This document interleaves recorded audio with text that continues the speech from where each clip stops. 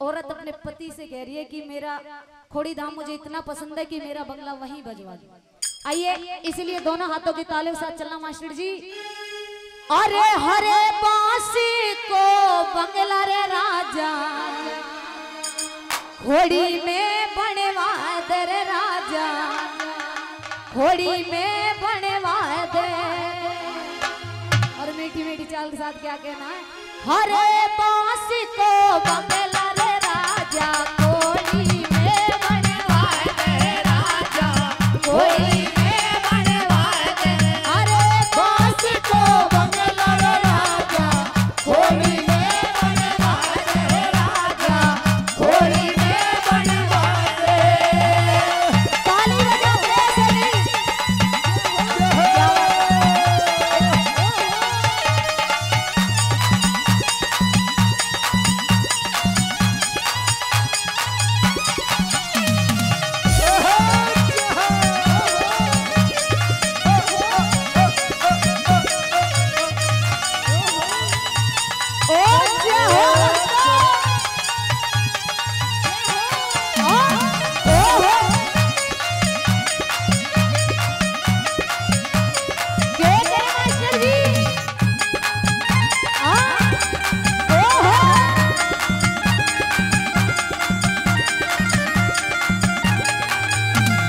पूजा भी करूंगी और जाप भी करूंगी, पूजा भी करूंगी और जाप भी करूंगी, अरे पूजा भी करूंगी और जाप भी करूंगी, पूजा भी करूंगी और जाप भी करूंगी। या नीले घोड़े वाले को एक फोटू तो धरे वाले राजा, फोटू तो धन्यवाद दे। हरे बांसी को बंगला रे राजा, खोड़ी धन्यवाद राजा, खोड़ी में बनवा दे।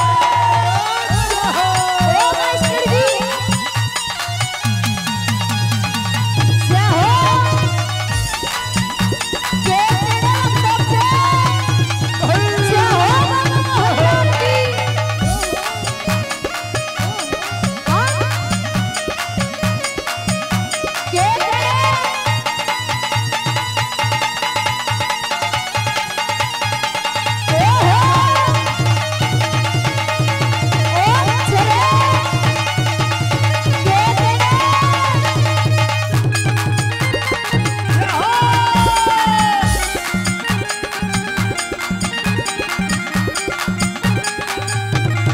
यहाँ नहीं जानू मैं बात नहीं जानू, कहाँ नहीं जानू मैं